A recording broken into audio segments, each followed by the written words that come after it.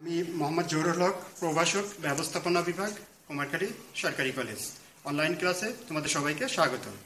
আজকে ক্লাস নেব অনার্স প্রথম বর্ষ, বিষয় হচ্ছে ব্যবস্থাপনা নীতিমালা, অধ্যায় নিয়ন্ত্রণ। নিয়ন্ত্রণের আজকে 3 নম্বর ক্লাস। আজকের প্রশ্নটা হচ্ছে নিয়ন্ত্রণ প্রক্রিয়ার বিভিন্ন পদক্ষেপ সমূহ, various steps of controlling process. আমরা একটু কথা বলে নিই যে পদক্ষেপ আমরা এর আগে পড়েছি ব্যবস্থাপনার কার্যাবলী, তারপরে ব্যবস্থাপনার যে 14টি হেনরি পেহলের যে 14টি মূল নীতি ছিল, এইগুলা হলে পরে তোমাদের স্টেপ বাই স্টেপ লিখতে হয়, অর্থাৎ হচ্ছে ধাপ বাই ধাপ লিখতে হয়। যেমন আমি উদাহরণ হিসাবে বলতে পারি, ব্যবস্থাপনার কার্যাবলী আলোচনা করে যদি আসে, তাহলে তোমাদের অবশ্যই লিখতে হবে পরিকল্পনা, সংগঠন, কর্মী সংস্থান, নেতৃত্ব, নির্দেশনা, পেশনা, সমন্বয় ও নিয়ন্ত্রণ। তাহলে তোমাদের একটার পর একটা লিখতে হবে, কারণ তুমি যদি এখানে পরিকল্পনার আগেই তুমি নিয়ন্ত্রণটা লেখো তাহলে কিন্তু হবে না। কারণ একটা প্রতিষ্ঠান প্রথমেই হচ্ছে শুরুই হয় পরিকল্পনা দিয়ে এবং শেষ হয় নিয়ন্ত্রণ দিয়ে। তেমনি কার্যাবলীগুলি একটার পর একটা চলে আসে। সেই ক্ষেত্রে এই পদক্ষেপও স্টেপসগুলোও একটার পর একটা এসে থাকে। আমরা 14টি মূল নীতির কথা বলেছি, যেমন হেনরি পেহল যে 14টি মূল নীতি দিয়েছে প্রতিষ্ঠানে, ওইগুলোও দেখবা একটার পর একটা প্রতিষ্ঠান ইউজ করে থাকে। যেমন কার্য বিভাগ, কর্তৃত্ব, দায়িত্ব, নিয়মানুবর্তিতা, আদেশের ঐক্য, নির্দেশনার ঐক্য, প্রতিষ্ঠানের স্বার্থে নিজস্ব স্বার্থ ত্যাগ, পারিশ্রমিক কেন্দ্রীকরণ, বিকেন্দ্রীকরণ, জোড়াময় শিকল, শৃঙ্খলা, সাম্যতা, উদ্যোগ, একতায় বল। এইভাবে হচ্ছে তোমাদের একটার পর একটা লিখতে হয়। এইভাবে লিখলে তোমাদের হচ্ছে ভালো নম্বর পাওয়া সম্ভব। আর যদি তুমি হচ্ছে এখানে যেমন আমরা দেখি আদর্শ মান নির্ধারণ, তোমার যদি আদর্শ মানই না থাকে, তুমি আগেই যদি সংশোধনমূলক ব্যবস্থা দাও, কিসের সংশোধনমূলক ব্যবস্থা এখানে লিখবে বা তুমি কিসের সংশোধন এখানে করতে চাচ্ছ, তাহলে অবশ্যই স্টেপটা হতে হবে তোমার যে কোনো কিছু, নিয়ন্ত্রণ প্রক্রিয়া, পরিকল্পনা প্রণয়নের পদক্ষেপ সমূহ, এইরকম প্রশ্ন হলেই তোমার অবশ্যই তোমার স্টেপ বাই স্টেপ লিখতে হবে। আমরা প্রথমেই দেখে নিই আজকে যে কি আছে এই নিয়ন্ত্রণ প্রক্রিয়া বিভিন্ন পদক্ষেপ সমাজে, এটা কি কি আছে। সেটা হচ্ছে নিয়ন্ত্রণ আমরা আগেই জানি যে এটা হচ্ছে অবিরাম প্রক্রিয়া। পরিকল্পনা যেমন একটা শেষ হয়ে গেলে আবার থেমে থাকে না, আর একটা চলতেই থাকে, সেই সাথে সাথে নিয়ন্ত্রণটাও এটা চলতেই থাকে। যেমন হচ্ছে নিয়ন্ত্রণটা হচ্ছে আমরা জানি যে কি একটা প্রতিষ্ঠানের যে কার্য সংগঠিত হয় সেটা হচ্ছে দোষ ত্রুটি মূল্যায়ন করে সংশোধনমূলক ব্যবস্থা গ্রহণ করাটাই হচ্ছে নিয়ন্ত্রণ। তাইলে আমরা এই নিয়ন্ত্রণ প্রক্রিয়া বিশ্লেষণ করলে কিছু পদক্ষেপ আমরা এখানে দেখতে পাই। সেগুলা কি কি? প্রথমে হচ্ছে আদর্শ মান নির্ধারণ, কার্যের অগ্রগতির পরিমাপ, আদর্শ মানের সাথে সম্পাদিত কার্যের তুলনা, বিচ্যুতির কারণ নির্ধারণ ও মূল্যায়ন, সর্বশেষ হচ্ছে সংশোধনমূলক ব্যবস্থা গ্রহণ। দেখো একটার পর একটা আমরা দেখতে পাচ্ছি। প্রথমেই হচ্ছে আদর্শ মান নির্ধারণ, তারপরে হচ্ছে ওই আদর্শ কার্যের অগ্রগতি কিভাবে এখানে পরিমাপ করতে হবে। আদর্শ মান একটা প্রতিষ্ঠানে থাকে, সেই কার্যের অগ্রগতি এখানে পরিমাপ করতে হবে। তারপরে এসে কি করতে হবে? ওই আদর্শ মানের সাথে সম্পাদিত কার্যের তুলনা করতে হবে। এবার হচ্ছে বিচ্যুতির কারণ নির্ধারণ ও মূল্যায়ন করতে হবে, সংশোধনমূলক ব্যবস্থা গ্রহণ করতে হবে সর্বশেষ এসে। তাহলে আমরা প্রথমেই দেখি আদর্শ মান নির্ধারণটা কি। একটা প্রতিষ্ঠানের আদর্শ মান নির্ধারণ হচ্ছে প্রথম স্টেপ, প্রথম পদক্ষেপই হচ্ছে আদর্শ মান নির্ধারণ। এই আদর্শ মান নির্ধারণ এখানে বলতে কি বোঝাচ্ছে? একটি প্রতিষ্ঠান যে কাজ করে সেটা হচ্ছে গুণগত মান, সংখ্যা, এখানে পরিমাণ, সবকিছু মিলায় যে উৎপাদনটা হয়ে থাকে সেটাই হচ্ছে আদর্শ মান। একটা প্রতিষ্ঠান হচ্ছে সপ্তাহে 100 একক পণ্য উৎপাদন করতে পারে। এখানে 100 একক উৎপাদন না হয়ে যদি 80 বা 90 হয়, তাহলে এখানে আদর্শ মান তার কি? 100 একক পণ্য উৎপাদন করতে। একজন, আবার আরেকটা উদাহরণ দিয়ে বলতে পারি, একজন শ্রমিক সে প্রতিদিন হচ্ছে 20 একক পণ্য উৎপাদন করতে পারে। তাহলে এখানে তার আদর্শ মানটা কি? প্রতিদিন সে 20 একক পণ্য উৎপাদন করবে। এখন ওই 20 একক পণ্য উৎপাদন, ওই যে প্রতিষ্ঠান আমি বলছি এখানে সংখ্যা, গুণগত মান, ওই গুণগত মানও কিন্তু 20 একক উৎপাদনও করবে। সেই সাথে সাথে ওই প্রতিষ্ঠানের যে ধরনের পণ্য উৎপাদন করতে চেয়েছে ওই ধরনের গুণগত মান ওখানে অবশ্যই উৎপাদন করতে হবে। গুণগত মান কিন্তু সে 20 একক উৎপাদন করলে কিন্তু ওই পণ্যের গুণগত মান ঠিক নেই, তাহলে পরে কিন্তু তার হবে না। ওইটা টোটালি তার হচ্ছে ওই প্রতিষ্ঠান যেভাবে উৎপাদন করতে চাইছে সে 20 একক উৎপাদন করতে পারে, 20 একক উৎপাদন করবে, এবং এই আদর্শ মানটা অবশ্যই তার খেয়াল রাখতে হবে, ওই মানের সাথে অবশ্যই মিলতে হবে। তাহলে আমরা বুঝতে পারছি আদর্শ মান নির্ধারণটা কি। এবার আমরা দেখি কার্যের অগ্রগতি পরিমাপ।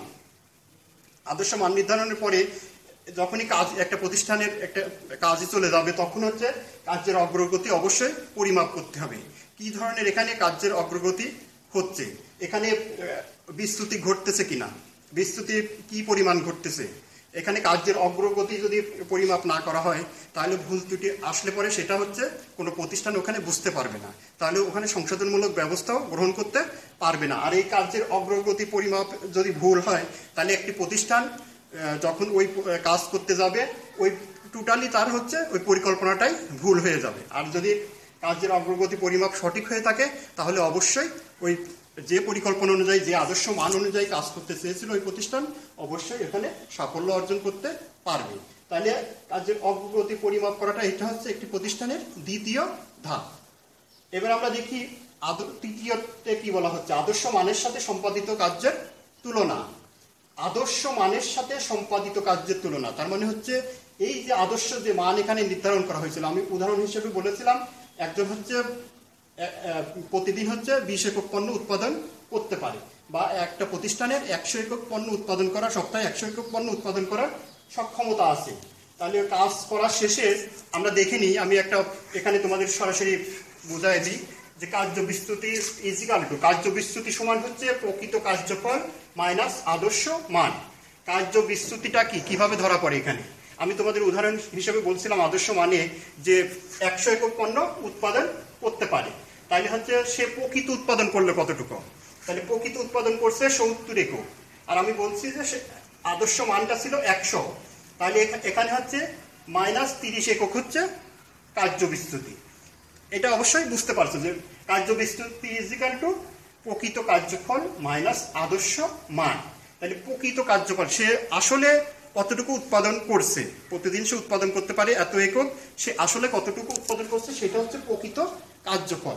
আমি এখানে উদাহরণ হিসেবে দিয়েছি যে সে প্রকৃত উৎপাদন করেছে হচ্ছে 70 একক, আর হচ্ছে আদর্শ মানটা ছিল 100 একক, তাহলে এখানে মাইনাস 30 একক।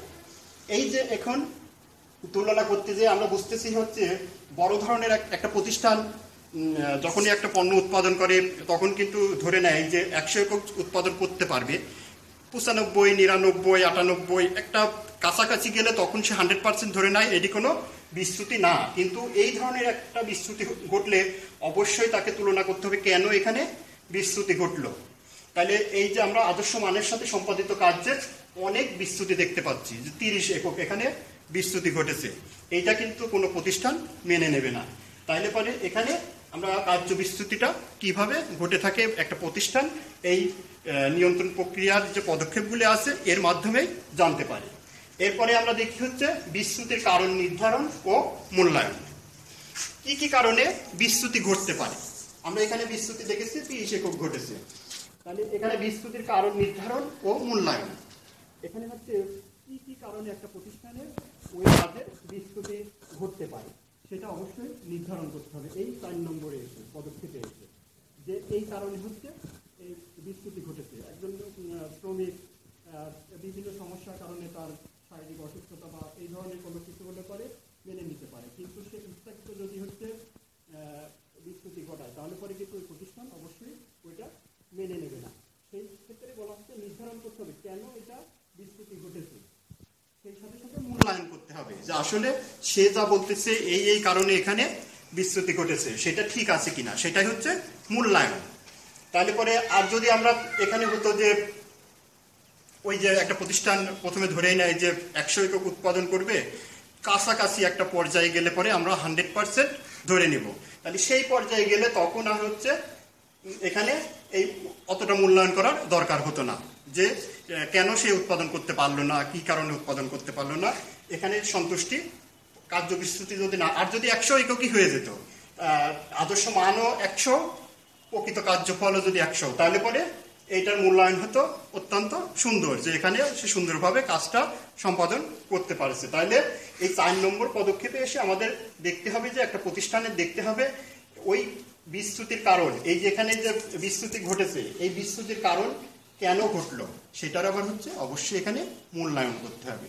যদি মূল্যায়নটা না করা হয় তাহলে পরবর্তী পরিকল্পনা যায় যদি এরকম কার্য বিস্তৃতি ঘটে তাহলে পরবর্তী পরিকল্পনা এরকম সংশোধনমূলক ব্যবস্থা গ্রহণ করতে পারবে না। এই নিয়ন্ত্রণের কারণে এখানে কি কারণে ঘটেছে, কেন ঘটেছে, সেটার আবার মূল্যায়ন থাকবে পরবর্তী পরিকল্পনায়, যাতে এই কার্যবিচ্যুতি না ঘটে থাকে।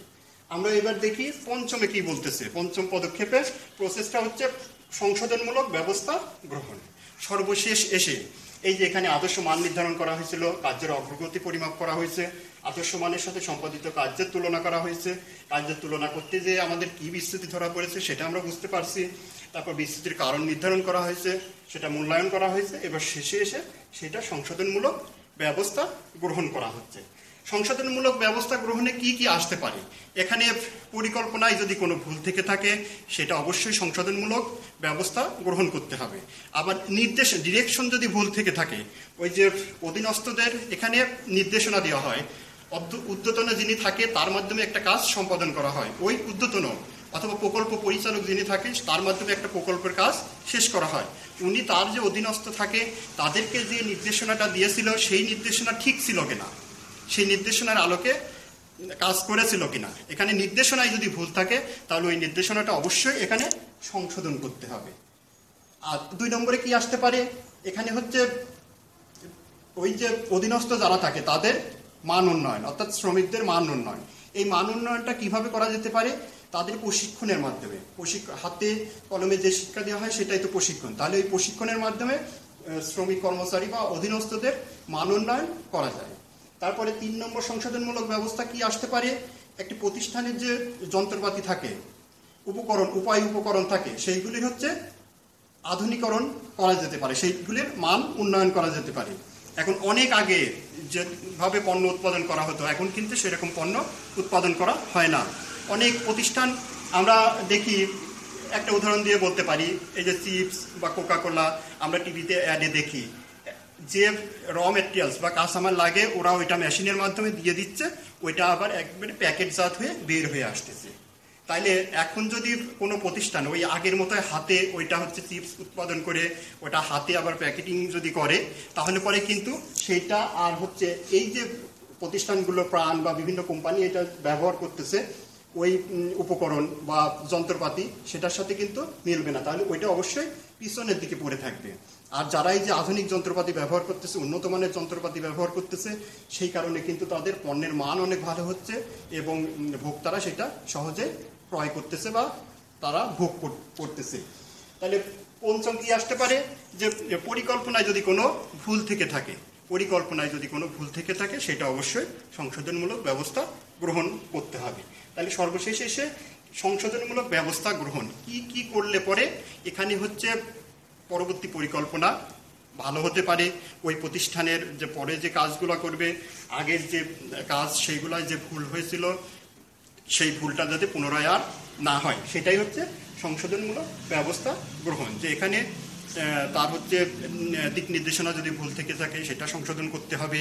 তারপরে হচ্ছে শ্রমিকদের মান উন্নয়ন করা লাগলে সেটা প্রশিক্ষণের মাধ্যমে মান উন্নয়ন করতে হবে। এরপরে হচ্ছে আর্থিক দুর্বলতা থাকলে একটা প্রতিষ্ঠানের আর্থিক দিক দিয়ে সম্পূর্ণ হতে হবে। তারপরে একটা প্রতিষ্ঠানের যে পরিকল্পনায় যদি কোনো ভুল থেকে থাকে সেই পরিকল্পনাটা সংশোধন করতে হবে। তাহলে হচ্ছে আবার হচ্ছে যন্ত্রপাতি যদি আধুনিকায়ন করা না হয়, নতুন নতুন যন্ত্রপাতি, আধুনিক যন্ত্রপাতি, উন্নত মানের যন্ত্রপাতি আসে, সেই যন্ত্রপাতি অবশ্যই ওখানে ব্যবহার করতে হবে। তাহলে আমরা এই প্রশ্নটা বুঝতে পারছি যে নিয়ন্ত্রণ প্রক্রিয়ার বিভিন্ন যে পদক্ষেপ সমূহ রয়েছে, সেই পদক্ষেপ সমূহ হচ্ছে প্রথমেই আদর্শ মান নির্ধারণ, কার্যের অগ্রগতি পরিমাপ, আদর্শ মানের সাথে সম্পাদিত কার্যের তুলনা, বিচ্যুতির কারণ নির্ধারণ ও মূল্যায়ন, সংশোধনমূলক ব্যবস্থা গ্রহণ। তাহলে অবশ্যই আমরা বুঝতে পারছি যে আমি যে প্রশ্নটা তোমাদের পড়াচ্ছি সেটা তোমরা আশা করি অবশ্যই বুঝতে পারছো। তো বাসায় অবশ্যই তোমরা বই খেয়াল করবা এবং মূল বই পড়ার চেষ্টা করবা। আর অবহেলা না করে তোমরা হচ্ছে জাতীয় বিশ্ববিদ্যালয়ের যে ফাইনাল পরীক্ষা সেটার জন্য রেডি হবে। আমরা তোমাদের বই যাতে পড়তে পারো, পড়ার মধ্যে যাতে থাকতে পারো, এই জন্যই তোমাদের এই যে ক্লাসগুলো আমরা দিচ্ছি, তোমরা অবশ্যই এটা খেয়াল করবে এবং হচ্ছে বাসায় বই পড়বে। তো সবাই ভালো থেকো, ধন্যবাদ।